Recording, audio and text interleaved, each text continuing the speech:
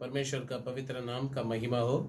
इस सुंदर सा समय के लिए मैं परमेश्वर को अधिक अधिक धन्यवाद देना चाहता हूँ। आइए परमेश्वर के वचन को हम ध्यान करते हैं। यिर्मयाह की पुस्तक 30वां अध्याय उसका 7 और 8वां वचन। The book of Jeremiah chapter number 30 verse number 7 and 8। हाय हाय, वह दिन क्या ही भारी होगा, उसके समान और कोई दिन नहीं।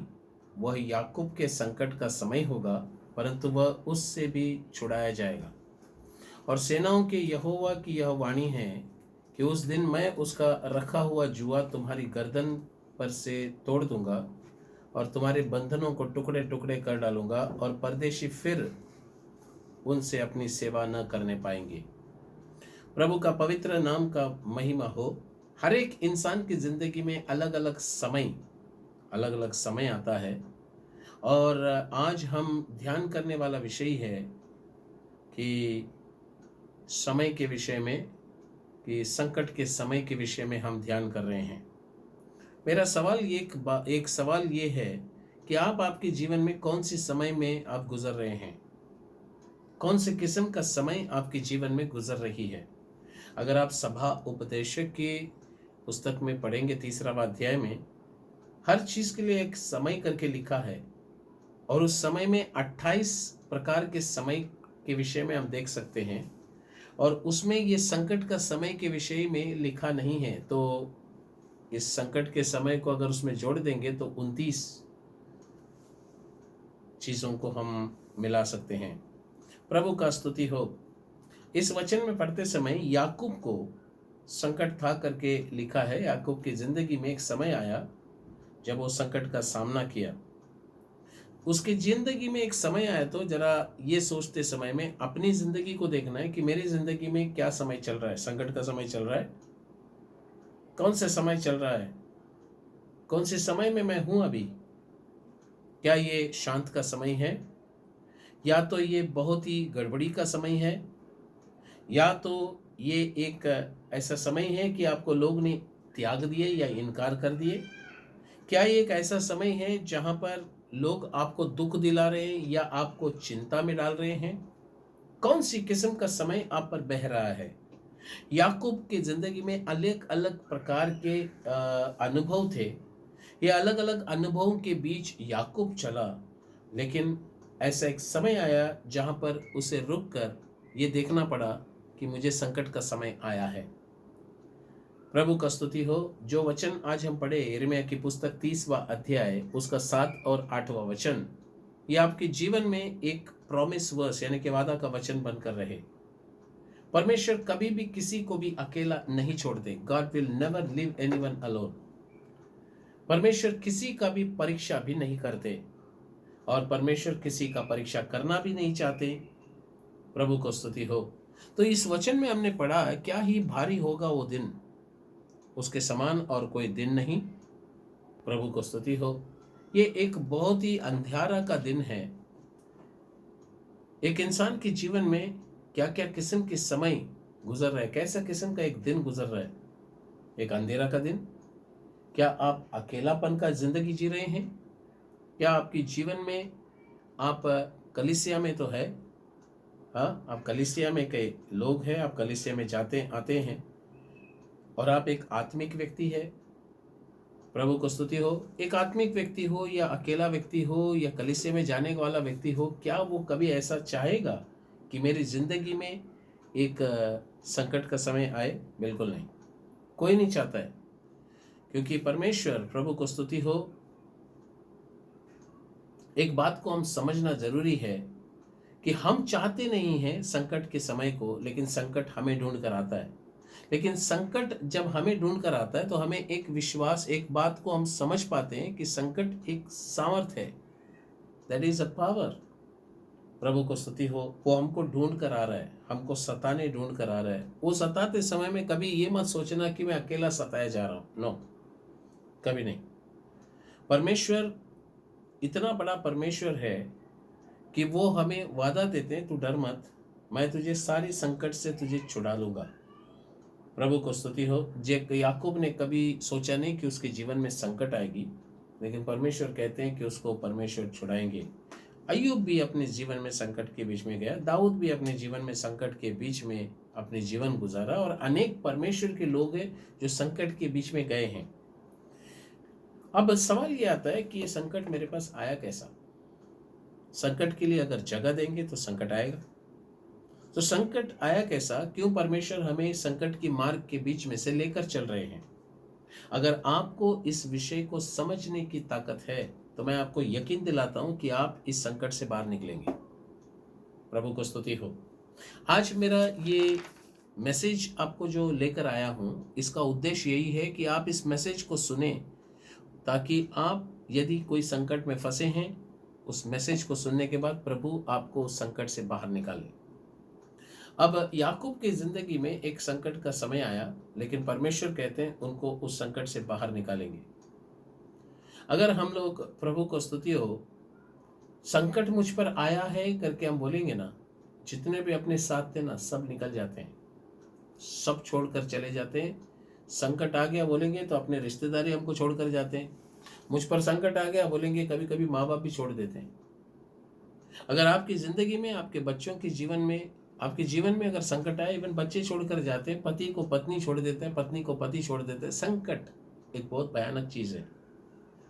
इंसान इस चीजों का सामना करना पसंद नहीं करता, इसीलिए तो सब छोड़ छोड़ कर जाते हैं। लेकिन एक बात मैं आपको समझाता हूं, जब छोड़ कर जाते हैं तो आप दुखी मत रहना। क्यों? क्योंकि वो संकट के बीच में परमेश्वर आपकी जिंदगी में कुछ नए नए चीजों को सिखाना चाहते हैं, आपको मजबूत करना चाहते हैं। प्रभु को स्तुति हो। ओके, असल संकट का अर्थ क्या है?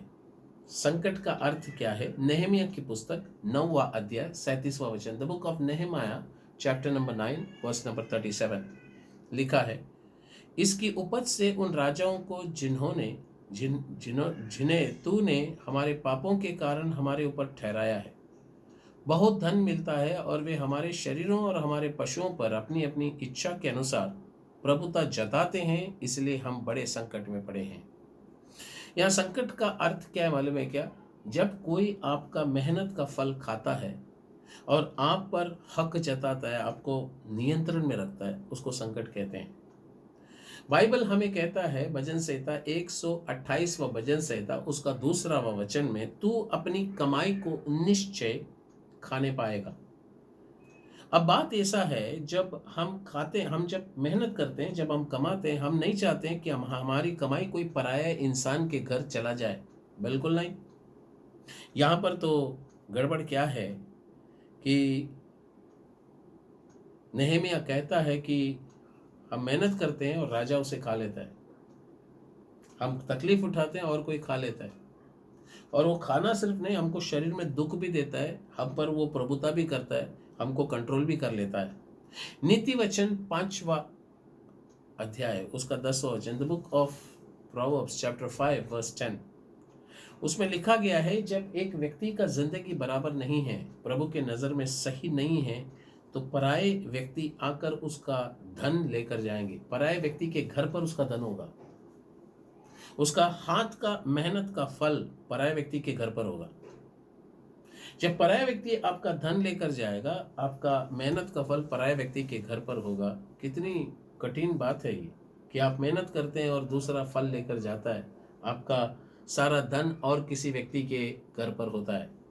नेहमिया परमेश्वर का एक भक्त था, और वो कहता है कि हम दिन रात मेहनत करते हैं और हमारा मेहनत राजाओं के हाथ चला जाता है।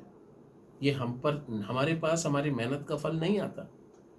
वे लोग हमारे शरीर पर नियंत्रण रखे हैं, और वो कहता है इस कारण हम बड़ी बड़ी संकट में आकर गिर चुके हैं। ऐसे कितने लोग अपनी जिंदगी में कहीं ना कहीं फंस चुके हैं। नेहमिया की तरह क्या आप भी बोल रहे हैं कि हम भी संकट में फंसे हैं?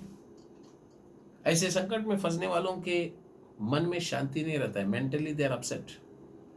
उनके शरीर में बहुत दर्द और बहुत वेदना होती है। प्रभु को स्तुति हो। आज मैं आपको एक सवाल पूछता हूं कि आपकी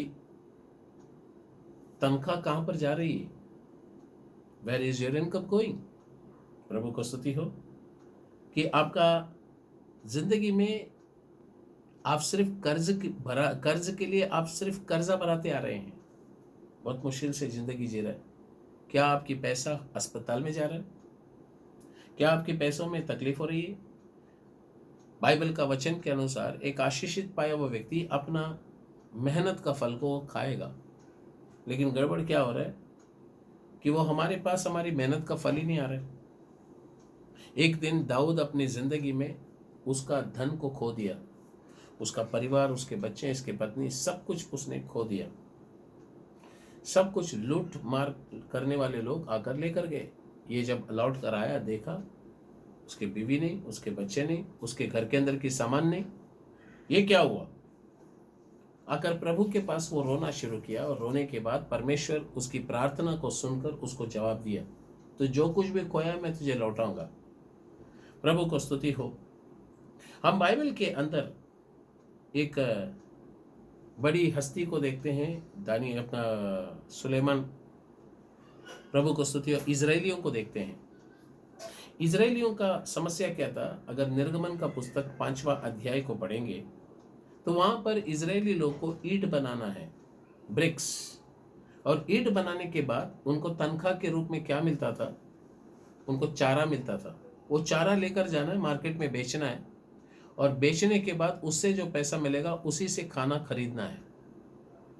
बड़ा कठिनाई। ये लोग ये सब करते समय में अचानक इजरायली लोगों ने फिरौन से कहा कि हमको प्रभु के लिए आराधना करने के लिए या तो बलिदान चढ़ाने के लिए जाना है। फिरौन को गुस्सा आ गया। उसने कहा अच्छी बात है, ईंट जो बना रहे हो ईंट, अब ईंट भी बनाओगे, लेकिन आपको तनख्वाह के रूप में आपको चारा भी नहीं मिलेगी। आपको ईंट बनाना होगा, काम खत्म करने के बाद किसी न किसी खेत में जाना होगा, चारा को देखना है, किसी का खेत में बचा हुआ चारा रहेगा तो उसको उठाकर लेकर जाकर बेचकर खा लो। जब एक इंसान दिन रात मेहनत करता है और उसका मेहनत का फल उसको मिलता नहीं, तो कितनी दुख है उसके अंदर। क्या आपके साथ कभी ऐसा हुआ है कि आप मेहनत किया है और आपको उसका फल मिला नहीं? आप दिन रात मेहनत किए, पसीना बहाए, आपका नींद खराब किए, और ओवर टाइम किए, और सब कुछ करने के बाद आपको कुछ नहीं मिला है? दुख है। निर्गमन का पुस्तक 5वां अध्याय 9वां वचन कहता है, तब वे जान गए कि उनके दुर्भाग्य के दिन आ गए। परमेश्वर को आराधना करना बोला तो उसको बहुत तकलीफ हो गया। फिर उन्होंने उसको तनख्वाह के रूप में चारा भी नहीं दिया। अगर एक इंसान मेहनत करता है और उसका फल उसको मिलता नहीं है, तो फिर क्या मेहनत का फायदा है? इसलिए हम कहते हैं कि आपकी जिंदगी में अगर आप कहीं ना कहीं फंस चुके हैं और आप संकट में हैं, तो परमेश्वर आपको ये बताता है कि उसमें से छुड़ाने के लिए परमेश्वर हमारे लिए सामर्थ्य प्रभु है। प्रभु का पवित्र नाम का महिमा हो। अब सवाल ये आ रहा है कि परमेश्वर के बच्चों के ऊपर संकट कब आती है? देखिए, सबसे पहला संकट क्यों आया? हम देख रहे हैं कि नेहमिया कहता है कि हमारे पापों के कारण संकट आ गया। व्यवस्था विवरण 31वां अध्याय उसका 16 और 17वां वचन, the book of Deuteronomy chapter 31 verse 16 and 17। तब यहोवा ने मूसा से कहा, तू तो अपने पुरखाओं के संग सो जाने पर है, और ये लोग उठकर उस देश के पराये देवताओं के पीछे, जिनके मध्य वे जाकर रहेंगे, व्यभिचारी हो जाएंगे, और मुझे त्याग कर उस वाचा को जो मैंने उनसे बांधी है तोड़ेंगे। उस समय मेरा कोप इन पर भड़केगा, और मैं भी इन्हें त्याग कर इनसे अपना मुंह छिपा लूँगा, और ये आहार हो जाएंगे, और बहुत सी विपत्तियां और क्लेश इन पर आ पड़ेगी, यहाँ तक कि ये उस समय कहेंगे, क्या ये विपत्तियां हम पर इस कारण तो नहीं आ पड़ी क्योंकि हमारा परमेश्वर हमारे मध्य में नहीं रहा? प्रभु को स्तुति हो। इस व्यवस्था विवरण के वचन के अनुसार संकट एक व्यक्ति पर कब आएगी? मैंने पहले कहा था, संकट एक व्यक्ति पर पाप करने पर आती है। दूसरा वह संकट एक व्यक्ति के जीवन में जब ये पराये देवताओं के पीछे भागना शुरू करते हैं तब आ जाता है। यहां पर पराये देवता यानी कि क्या? ये पराये देवता करके बोलते समय एक व्यक्ति जब परमेश्वर ने दिया हुआ उपदेशों को न मानकर गलत उपदेशों का पीछा करना शुरू करता है, तो ऑटोमेटिकली ये संसार के जाल में वो फंस जाता है। हम इस संसार के अंदर है, लेकिन हम संसार के नहीं हैं। संसार के अंदर फंस गया तो इसका मतलब ये नहीं कि आप संसार छोड़कर चले जाए, नहीं। आप संसार में हैं तो आप संसार के नहीं हैं। इस संसार में रहते समय संसारिक लोगों के साथ आपको बात करना है, संसारिक लोगों के साथ आपको व्यवहार करना है। आप ये नहीं बोल सकते ये सब गलत लोग हैं, हम उसके साथ बात भी नहीं करेंगे। No, you can not do that. तो आपको इनके साथ बात करना है, आप संसार में हैं, इनके साथ बात करना है, उनके साथ उठना है, बैठना है, लेकिन आप उनका आदत का शिकार नहीं बनना है। उनके जैसे वेश को पहनना नहीं है। आप अपने जीवन में अलगपन का जीवन जीना जरूरी है, सेपरेट लाइफ। प्रभु को स्तुति हो। और जब एक व्यक्ति सेपरेट लाइफ जीना शुरू करता है, यही उस व्यक्ति का जीवन में एक महिमा का कारण बनता है, लाइफ ऑफ सेपरेशन। प्रभु को स्तुति हो। एक दिन बाइबल में एक व्यक्ति प्रभु के बच्चों को श्राप देने आया। क्या हुआ उसका हाल? वो श्राप तो देने आया लेकिन दे नहीं पाया। उसका कारण क्या है? उसका कारण ये है कि वो कहता है कि ये लोग अगर जीते हैं तो अकेला जीते हैं, ये लोग अगर जीते हैं तो बाकी लोगों के जैसे नहीं, बाकी देशवासियों के जैसे नहीं है। These are the people who live separately. ये लोग अलगपन का जिंदगी जी रहे हैं। मुझे सुनने वाले परमेश्वर के लोगों, और फिर वो लोग कहते हैं कि ये लोग अन्य जातियों के साथ मिक्स होने वाले, they are not the person that mingle with those people.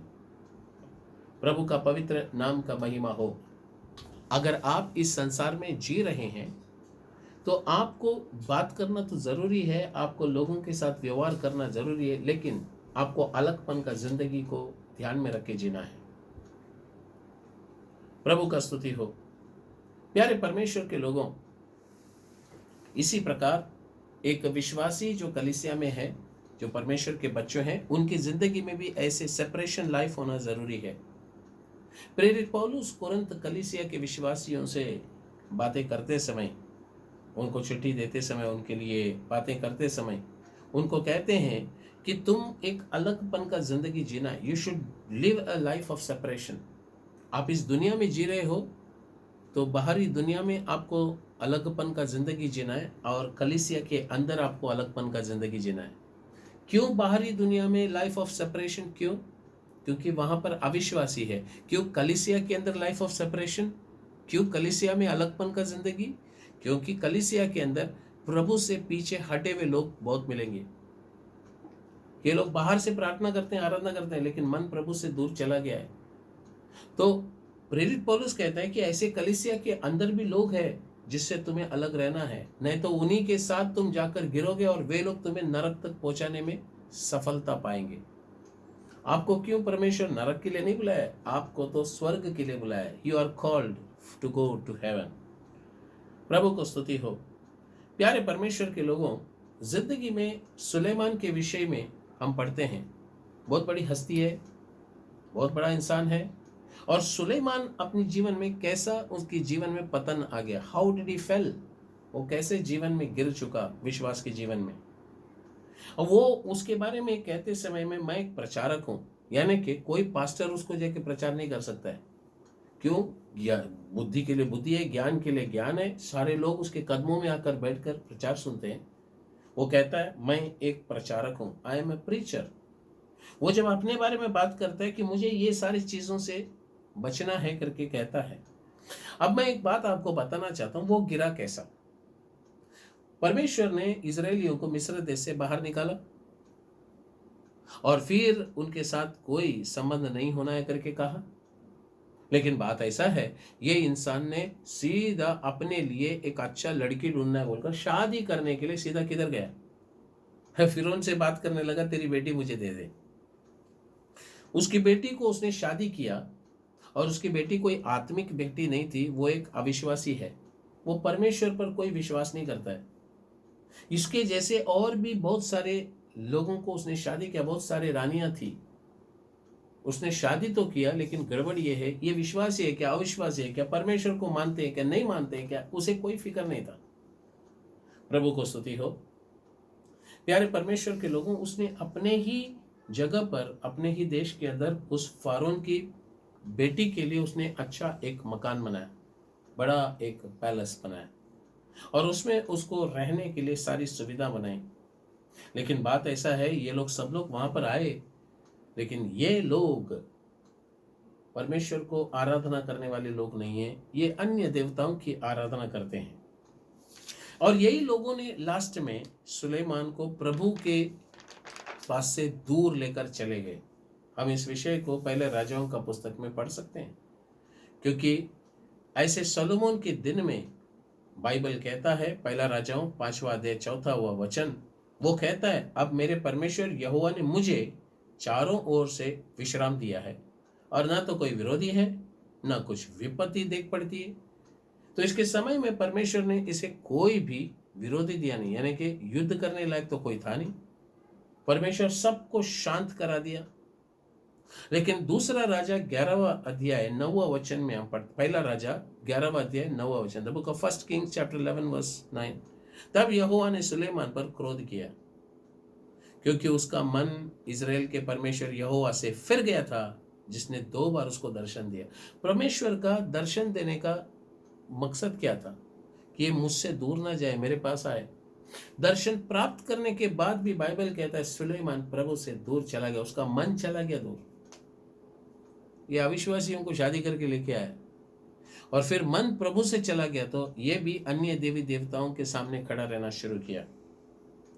परमेश्वर को यह चीज पसंद नहीं लगा, गुस्सा आया, और बाइबल कहता है पहला राजाओं के पुस्तक 12वां अध्याय में उसके विरुद्ध में विरोधियां उठना शुरू हुए।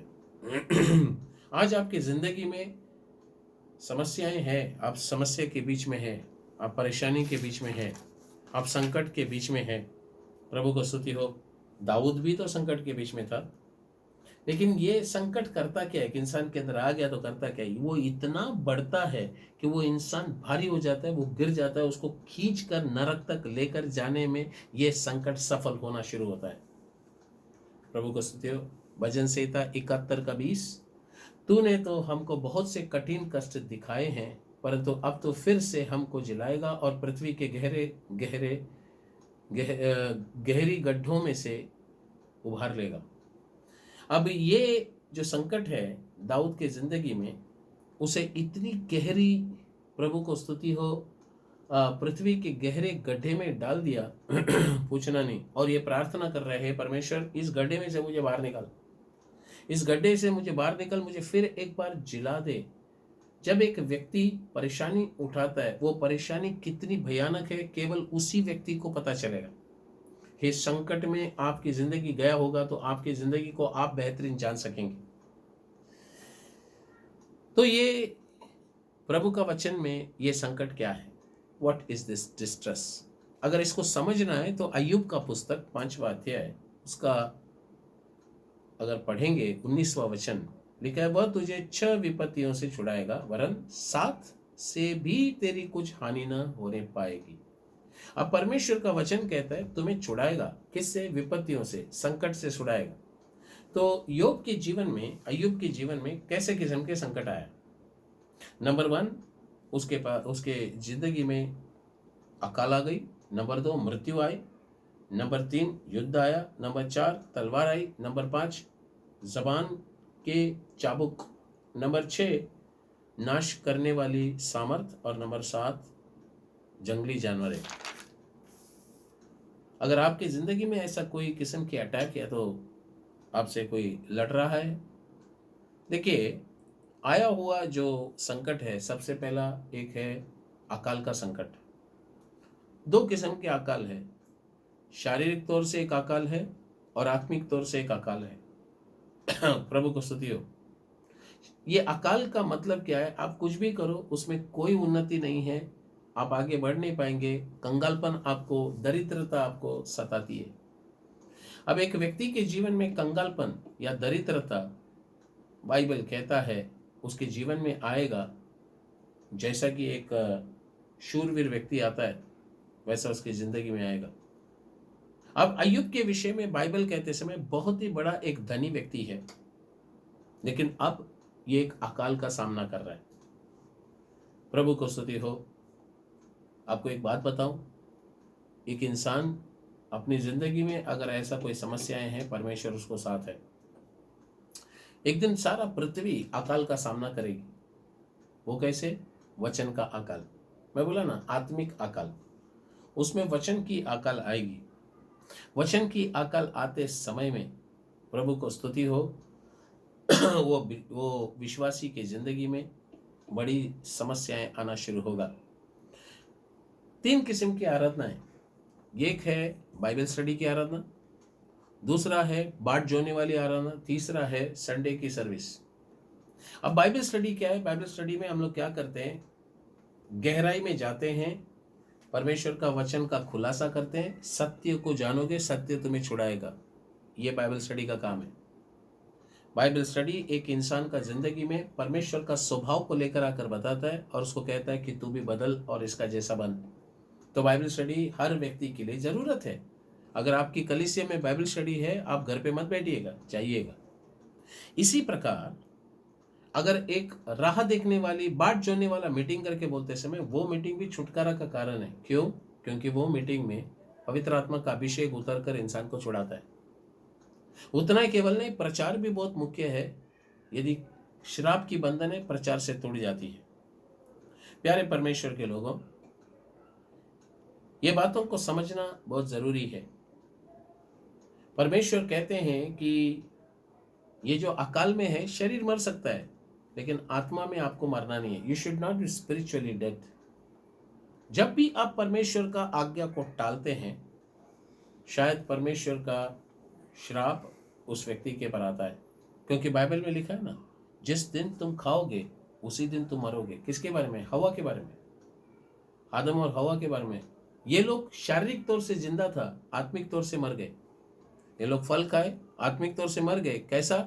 जब तक वे लोग खाए नहीं थे, प्रभु को देख सकते थे, प्रभु के साथ बात कर सकते, लेकिन जिस दिन खाया वे लोग खत्म हो गए।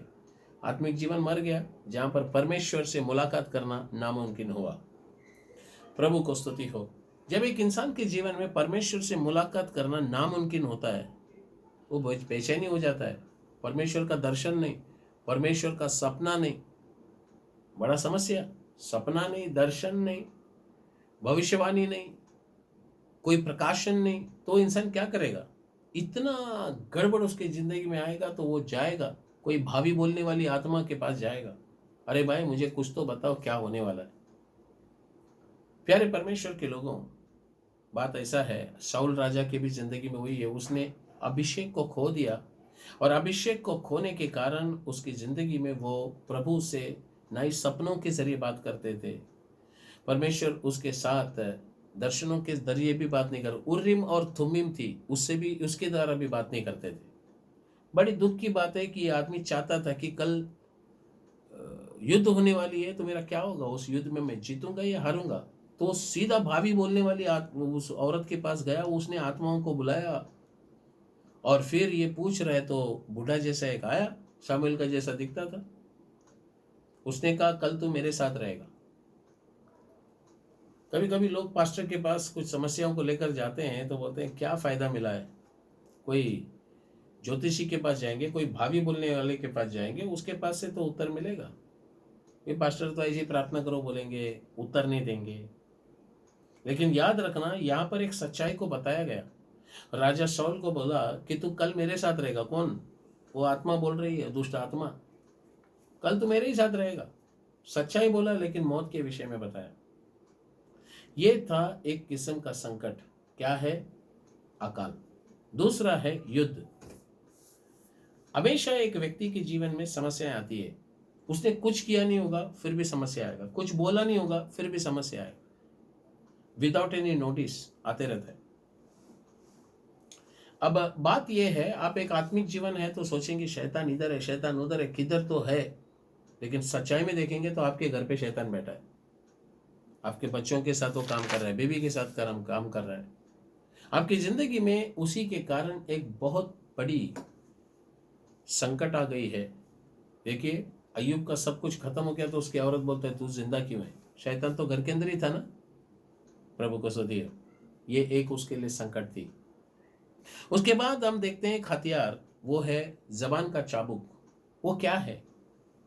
जब एक व्यक्ति बातें करते हैं, हम जो बातें करते हैं, कुछ लोग अपनी मन मर्जी से जो चाहे वो बात करेंगे। आपने जो नहीं किया वो आपके बारे में बोलेंगे। आपने कुछ बोला नहीं होगा, आपने बोला करके वो बोलेंगे। मैं आपको बताता हूं, जबान का चाबुक एक बड़ा संकट है। प्रभु को स्तुति हो। आपको आश्चर्य भी हो सकता है कि लोग क्या कह रहे हैं, आपके विरुद्ध में क्या बोल रहे हैं। आपने जो कुछ नहीं बोला वो बोलेंगे, आपने जो कुछ भी नहीं किया वो किया बोलेंगे। उनके साथ बात करके आप कभी जीत नहीं सकते।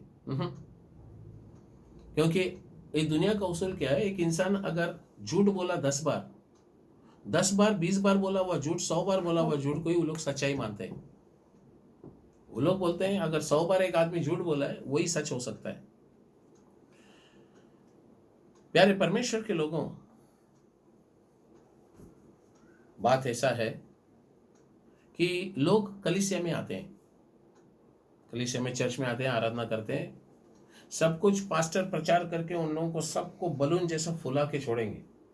जैसा मीटिंग खत्म, विश्वासी आपस में बात करते हैं, जितना पास्टर ने मेहनत किया वो सब जैसा एक बलून में एक छोटी सी पिन मारे तो फुस करके निकलता है, वो हालत है सबका।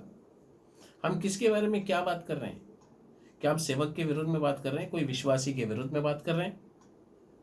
प्रभु का वचन में क्या कहता है? प्रेरित पौलुस 1 कुरिन्थी 15वां अध्याय 32वां वचन में कहता है, मैंने तो जंगली जानवरों के साथ इफिसुस में लड़ाई की। इफिसुस के कलीसिया के विश्वासी जंगली जानवर के समान थे। जानवरों का विषय बात आता है तो याकूब के जीवन के बारे में देखते हैं। उसको भी तो 13 बच्चे थे। बेंजामिन को देखकर कहता है कि तू एक फाड़ने वाला हुनहार है। डैन को कहता है कि तू सांप है। यहूदा को कहता है कि तू सिंह के डावरू है। इसाकार के कहते हैं कि तू बलवंत गधा है। नप्ताली से कहते हैं कि छुटी हुई हरिणी है। तो 12 बच्चों के बारे में वो एक एक जानवरों के जरिए उनकी कैरेक्टर, स्वभाव क्या है वो बता रहे। तो ऐसे किस्म के जानवर लोग भी इफिसुस की कलीसिया में पाया गया था। लेकिन इनके बीच में अगर आप और मैं फंस गए तो आप संकट में आ गए। प्रभु को स्तुति हो। परमेश्वर का वचन कहता है तुम्हें हर संकट से मैं छुड़ाऊंगा। अब भजन संहिता 66 उसका 13 और 14, मैं होम बलि लेकर, the book of Psalms 66 verse 13 and 14, मैं होम बलि लेकर तेरे भवन में आऊंगा। मैं उन मन्नतों को तेरे लिए पूरी करूंगा जो मैंने मुंह खोल कर मानी और संकट के समय कही थी। अब एक संकट के समय में मोस्टली लोग क्या करते हैं, परमेश्वर के पास जाकर मन्नतें मानते हैं। आप देखो इलेक्शन के समय में कोई लोग भाषण देते हैं तो बोलते हैं तुमको ये करेंगे वो करेंगे, बहुत सारी प्रोमिसेस, बहुत सारी वादाएं करते हैं। जब इंसान वादा करता है वो वादा निभाता है क्या? अपना काम पूरा होने तक वो वादा करेगा और फिर निभाएगा क्या? प्रभु को स्तुति हो। ऐसा ही है, जब हमारे जीवन में कुछ संकट आता है तो हम भी कुछ ना कुछ वादा करते हैं प्रभु को वादा करते हैं और फिर उसे हम पूरा किए कि नहीं वो भी तो देखना है, जरा हम ध्यान देने। प्रभु को स्तुति हो। जब एक व्यक्ति प्रभु के पास मन्नत मानता है और उसे पूरा नहीं करता है, क्योंकि आप शायद हो सकते हैं कि आप वो काम नहीं था, आपने मन्नत माने, आपको बीमार थी, आपने मन्नत माने मुझे जीवन देगा तो तेरे लिए जीऊंगा। मन्नतें हम मानते हैं, लेकिन बात ऐसा है कि आपने अभी तक जो मन्नत माना है क्या उससे पूरा किया है? क्या पूरा किया है? प्रभु को स्तुति हो। कुछ लोग परमेश्वर के लिए मन्नत मानते हैं, उसको पूरा करते हैं। कुछ लोग बोलते हैं कि मैं चंगाई हो गया तो मैं गवाही दूंगा, ये भी एक किस्म का मन्नत है। लेकिन बाद में गवाही देने का जब वक्त आया, बीवी बीमार थी, बीमार बीवी को परमेश्वर ने चंगा किया तो पति आके गवाही दे रहे हैं। ऐसा क्यों? ऐसा क्यों? पति घर में आके, चर्च में आके गवाही दे रहा है, लेकिन बीवी बोलता है मुझे शर्म आता है, मैं उधर चर्च में स्टेज में नहीं आएगा, मुझे पब्लिक को देख के थोड़ा शर्मिंदा लेता है, नर्वस होते हैं। लेकिन यही औरत रास्ते में खड़े रह के अगर जोर जोर से झगड़ा करेगी, बाहर बैठ के बिंदा झगड़ा कर सकते हैं, लेकिन चर्च में उसको नर्वसनेस हो जाता है। पब्लिक में जहाँ 1000 लोग देखते हैं वो बिंदास सीना तान के झगड़ा करेगी। कलीसिया में एक 25 लोग, 50 लोग, 100 लोग रहेंगे, उसके सामने उसको डर लगता है। ये क्या हिसाब है भाई? प्रभु का पवित्र नाम का महिमा हो। ये बातों को समझना जरूरी है। जब आपने प्रभु से मन्नत माना है, उसे पूरा करो, पूरा करो। अगर नहीं किया तो समस्याएं आएगी। अगर आपने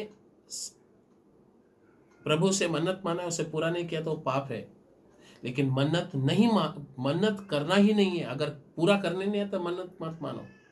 आप मन्नत नहीं मानेंगे तो प्रभु मारने वाले नहीं है, क्योंकि मन्नत पूरा नहीं करता है तो मानो मत। सिंपल सी बात है।